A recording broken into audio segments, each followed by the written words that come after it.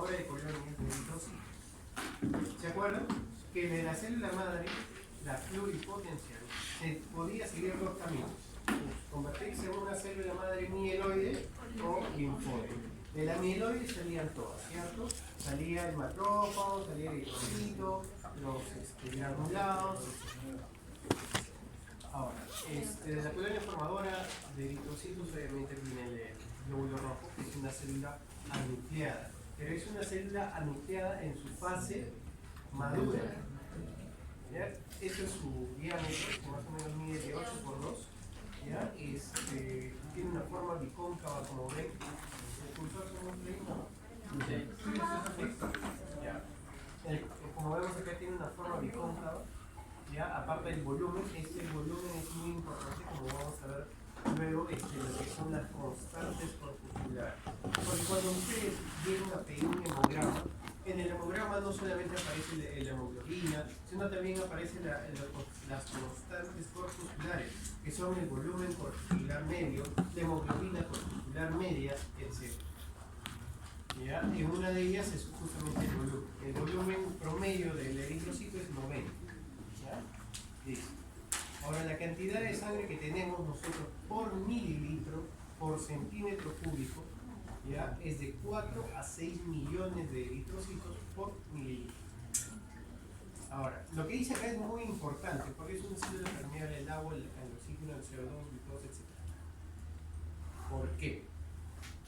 Tiene que ser permeable y permitir la difusión rápida por ejemplo, de los gases, el oxígeno y el CO2.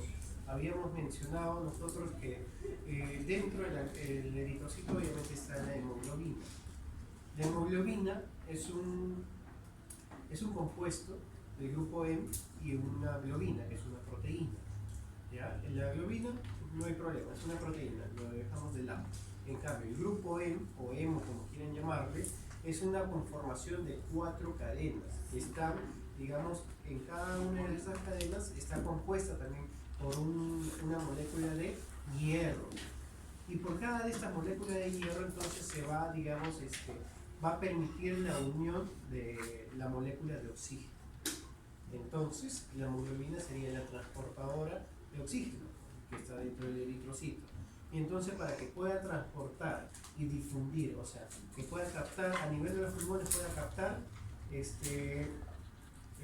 oxígeno y digamos soltar el CO2 que han estado transportando, debe haber una permeabilidad de estos gases para que pueda permitir la difusión rápida, ¿cierto?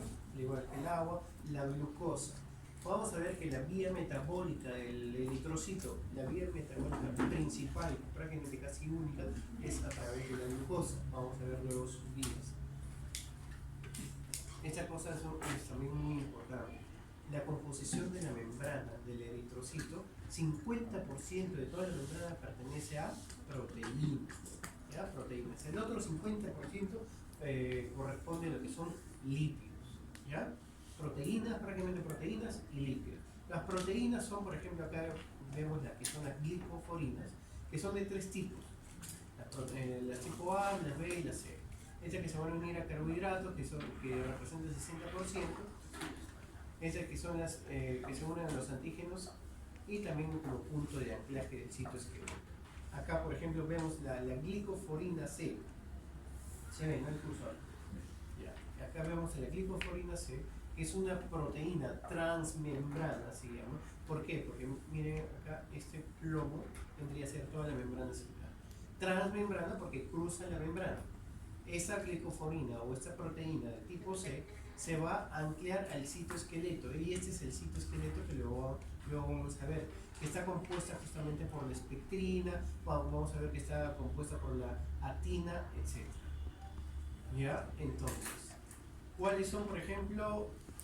Hay otras proteínas que también están en esta membrana, como por ejemplo estas, que van a, digamos, van a exponer y van a unirse a los antígenos, como luego vamos a ver. A nivel del eritrocito, estas proteínas justamente se van a unir a antígenos. Estos antígenos son muchos, chicos. Y justamente esos antígenos le van a dar la propiedad o la característica particular a cada tipo de sangre.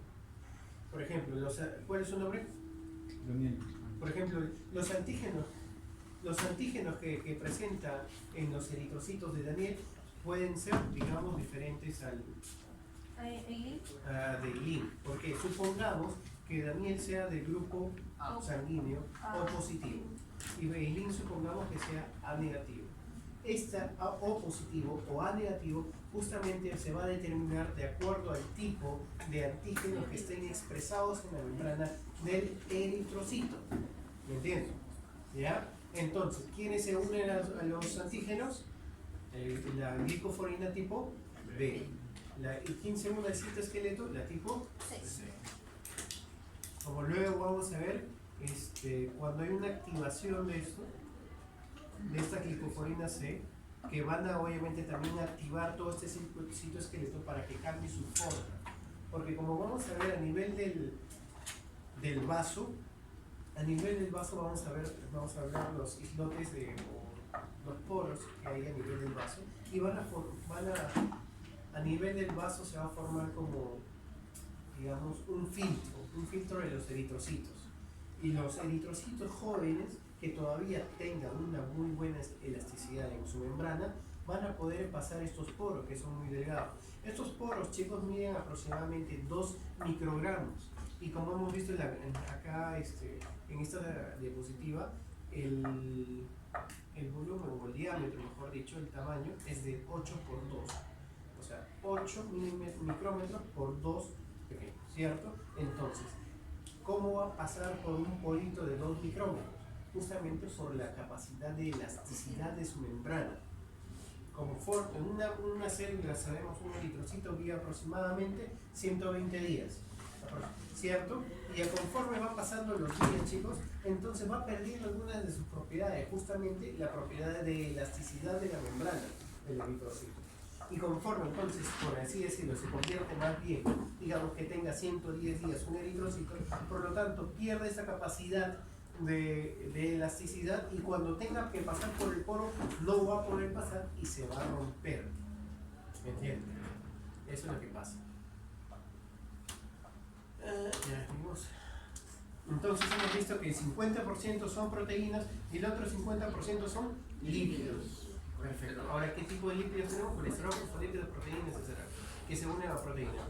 Ahora, como toda membrana celular, hemos dicho y han visto seguramente en biología, que la membrana celular está compuesta por una bicapa fosfolipídica, ¿cierto? Esta bicapa tiene una capa externa y una capa interna.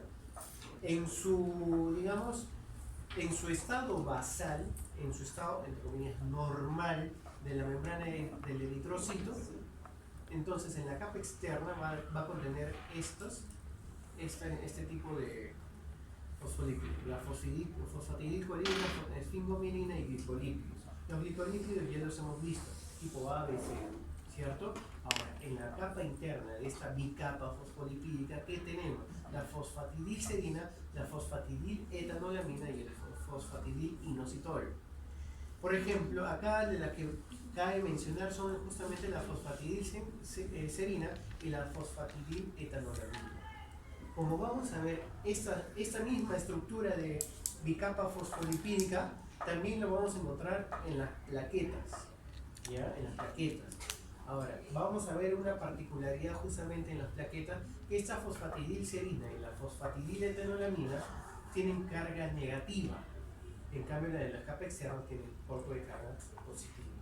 Porque cuando estuvimos justamente terminando este tema, cuando se crea una lesión a nivel del vaso sanguíneo, entonces aparte que se van a exponer algunos componentes, también la plaqueta va a ser atraída a nivel de esta lesión, y entonces cuando es atraída cambia de configuración. ¿Qué pasa? Los fosfolípidos de la capa interna se hacen externos y los externos se hacen internos. ¿Para qué? Como les dije, la carga negativa se encuentra, por ejemplo, la fosfatidilserina.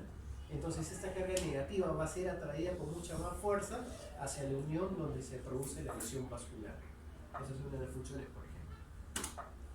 ¿Qué más? Allá. ¿Qué tipo, por ejemplo, otras proteínas, porque esas flipases que pasan, vamos a verlas, digamos, son un tipo de proteínas que van a ayudar al transporte de los fosfolípidos. Les dije que es cierto que los fosfolípidos de la capa interna en un momento dado pasan a la capa externa, ¿cierto? Y la capa externa pasan a la capa interna. Entonces, justamente, por ejemplo, la flipasa transporta la fosfatidilcerina, que es de la capa interna, hacia la capa externa. La flopasa va a hacer lo que, digamos, los lípidos de la capa externa pasen hacia la interna. Y en la escramblasa es calcio dependiente y rompe la simetría para cuando tenga que pasar poros pequeños. ¿Ya? ¿Se entiende? Eso es lo que les decía. ¿Se acuerdan las proteínas tipo B? Ya, que se unen a antígenos, ¿cierto? Y como les vuelvo a repetir, estos antígenos nos van a dar la particularidad del grupo sanguíneo de cada uno de nosotros. De acuerdo al tipo de antígenos que podamos estudiar, hay un montón, chicos, de sistemas que nosotros podemos estudiar para saber el grupo sanguíneo. El grupo sanguíneo va a depender entonces del sistema que nosotros estudiemos, pero el sistema más estudiado internacionalmente es el ABO, o el ABO, ¿ya? Que obviamente proviene de ambos genes, tanto materno y paterno, etc.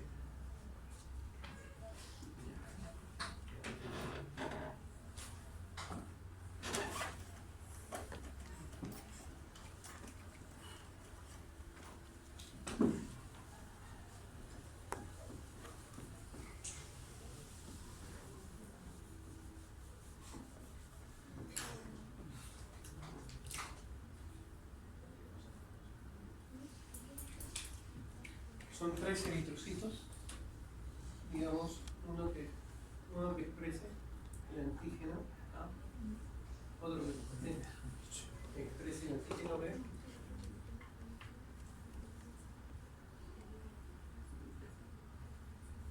hasta un cuarto.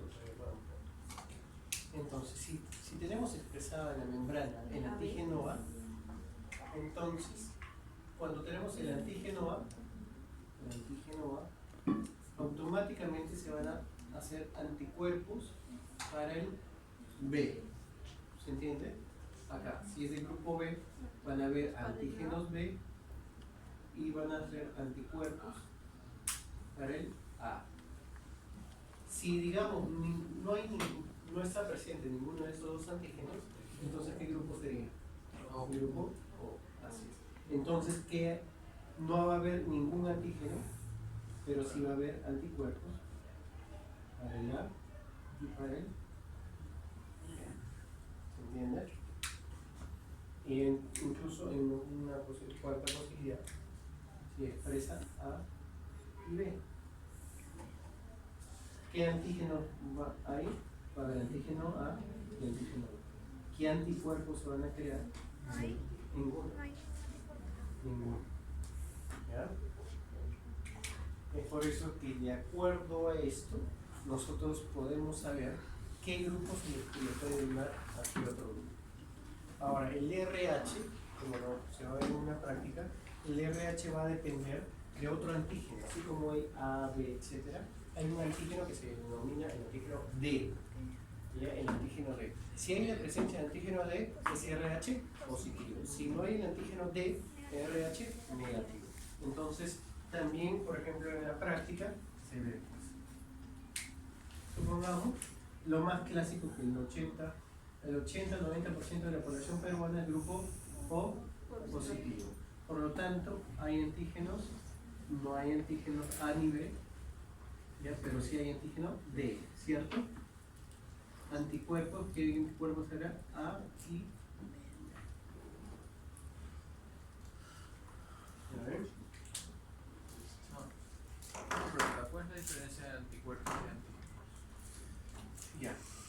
El antígeno es lo que se expresa. El anticuerpo es, digamos,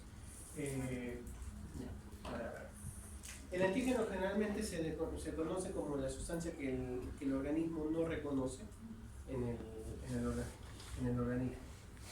O sea, no lo reconoce como suyo.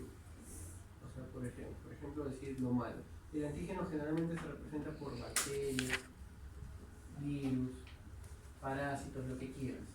Entonces, cuando ingresa por una infección bacteriana, viral, parasitaria, lo que quiera, entonces el organismo crea, de acuerdo a su mecanismo de defensa adquirida, van a crear anticuerpos.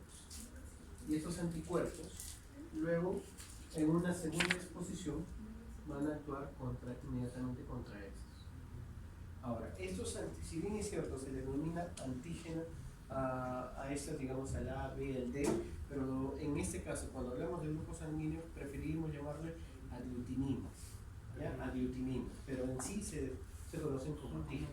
¿Por qué se conoce como antígeno?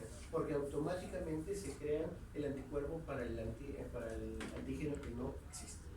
Porque, digamos, supongamos en el grupo B, si tiene, de por sí es un antígeno B y va a crear anticuerpos tipo A. Si yo, digamos, tengo que transfundir de sangre y digamos, la única sangre que existe es la A, no le puedo administrar la A porque hay anticuerpos para el tipo A. Entonces se va a crear una hemolisis. ¿Me entienden? Por ese sentido. ¿Me entienden? Y de acuerdo a estas características, nosotros sabemos justamente a quién donar qué cosa, qué tipo de sangre. Es el RH que les dije, que básicamente es la presencia del antígeno D. El RH es más, digamos, más prevalente en la raza negra, por si acaso. Los negros africanos, por ejemplo, los negros americanos, eso no les voy a preguntar, pero solamente como cultura general, tienen que saber que hay, que mejor dicho, que es más prevalente el RH en la raza negra. Acá están los sistemas de antígenos eritrocitarios que les decía. El más conocido es el ABO. Con los antígenos más importantes es el AB. Cuando no hay el AB es O. ¿Me entienden? O 0. Hay otros sistemas, el de Lewis, el de Duff, el Lutera, etcétera, etcétera. De acuerdo al tipo de antígenos que se expresen en el eritrocito. En realidad, en el eritrocito se expresan todos estos antígenos. ¿Me entienden? Pero los más prevalentes son justamente el ABO y los más estudiados. Listo, el citoesqueleto, chicos, el citoesqueleto permite justamente la elasticidad y deformabilidad del eritrocito. ¿Y quién me da esta particularidad? ¿Qué proteína? La espectrina, chicos. La espectrina que es de doble cadena, una alfa y una beta, es la proteína principal que me va, digamos, a otorgar la propiedad de elasticidad. Oiga, un cerito. Despierten a su compañera, díganle que ya amaneció. Hola.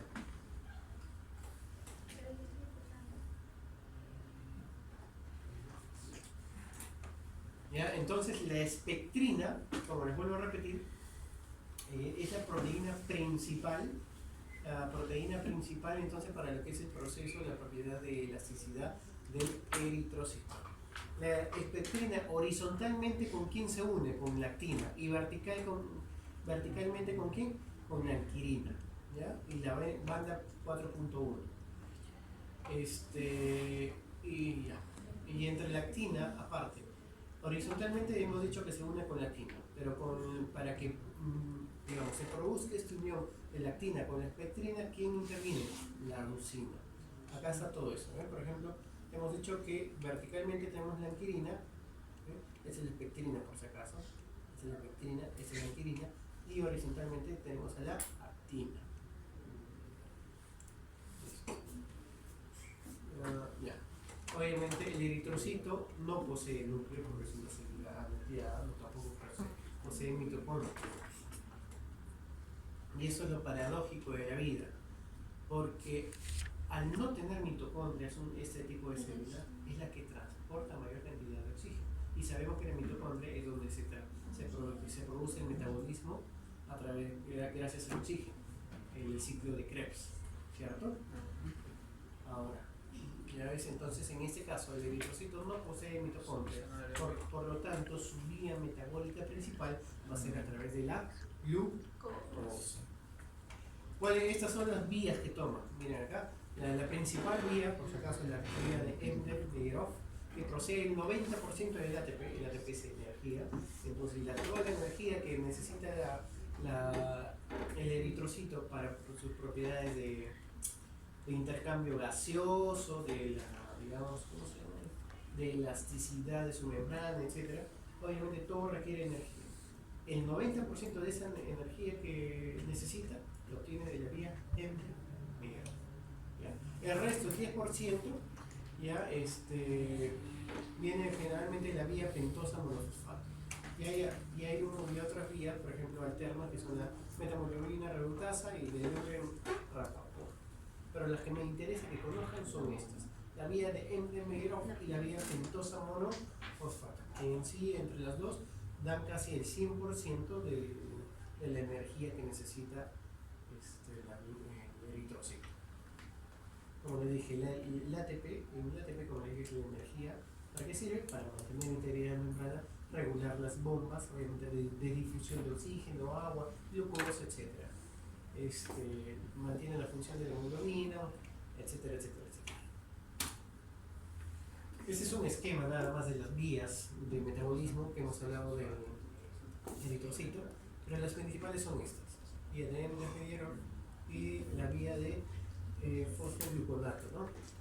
Esas dos, ¿ya? Que van a utilizar, ¿qué cosa? La glucosa, la pentosa. Eso es lo que ya les dije.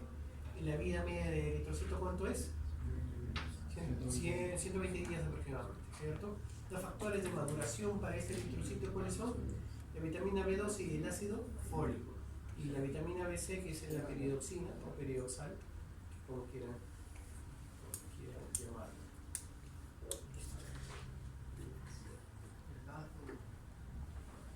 Eso es lo que les hablaba un poco acerca del vaso.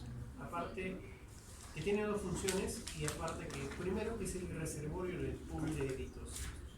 Una vez que se crean los eritrocitos, no todos los eritrocitos están circulando, sino que hay un pool que se guarda a nivel del vaso, en donde en los senos venosos y en la pulpa roja, liberado justamente por la estimulación simpática.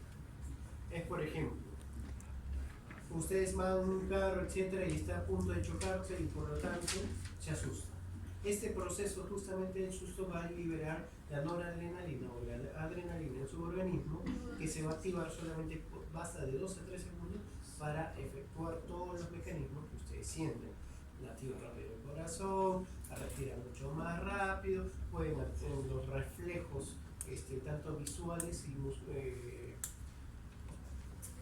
reflejos osteotelinosos y musculares y también los oculares son más rápidos, etc. Gracias, todo eso, todo eso sucede gracias justamente a la adrenalina que se libera en ese pequeño lapso de segundos, ¿ya? Y eso hace obviamente que se libere este pool, porque como vas a necesitar respirar más rápido, por lo tanto vas a necesitar mayor intercambio gaseoso, entonces necesitas también obviamente mayor cantidad de eritrocitos. Justamente entonces esa activación del pool de eritrocitos a nivel del vaso lo hace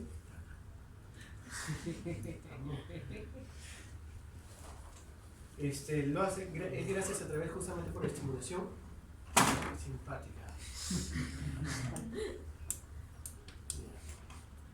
Y el otro, como les dije, que los senos esplénicos es justamente los que destruyen a los eritrocitos anormales y a los no flexibles, a los que ya están prácticamente por caducar, ¿no? Los anormales son, por ejemplo, los que tienen problemas o deficiencias de alguna proteína, etcétera, en su membrana, que no les permite la elasticidad normal, o digamos que tienen una forma que no es la normal, ¿no? Por ejemplo, la esferocitosis, donde los glóbulos rojos no son bicóncavos, sino son esferas y no tienen tanta elasticidad, etc.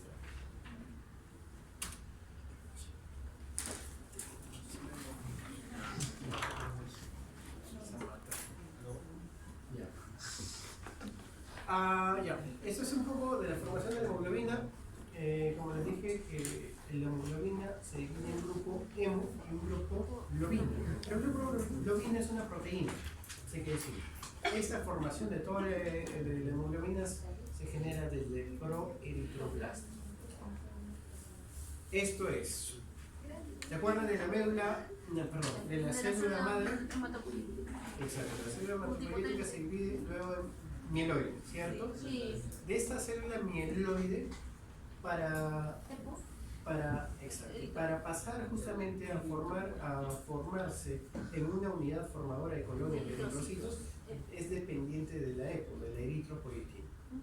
Una vez formada esta unidad formadora de colonias de eritrocitos, se empieza a formar el proeritroblasto, que es la primera célula del eritrocito, por así decirlo, el más antiguo, ¿no?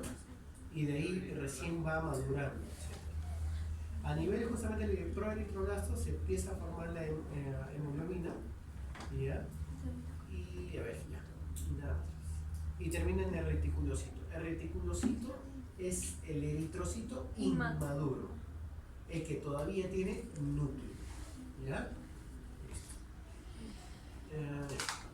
Ahora, ¿cuáles son las constantes corpusculares? Es lo que les decía.